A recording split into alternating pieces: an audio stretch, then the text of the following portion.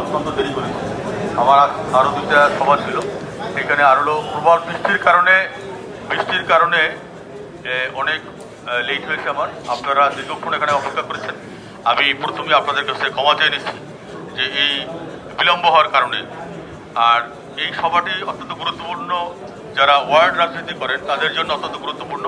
তাই আমরা ওয়ার্ড বিএনপির যারা প্রেসিডেন্ট সেক্রেটারি যারা বক্তব্য রাখবেন, তারা এই 1 তারিখের যে আমাদের জনসভা যাত্রাবাড়িতে শহীদ ফারুক সড়ক রোডে, সেই জনসভায় আপনার পার্টিসিপেশন কেমন থাকবে, আপনি কেমন সংখ্যক নেতাকর্মী সেখানে নিয়ে আসবেন, আপনি কিন্তু ভেবে চিন্তে কথা বলবেন। কারণ আপনি কিন্তু যার রাজনীতি করছেন, যে এলাকায় রাজনীতি করছেন, আপনাদের যে নেতা, সে কিন্তু ঢাকা মহানগর দক্ষিণ বিএনপির সফল সদস্য সচিব।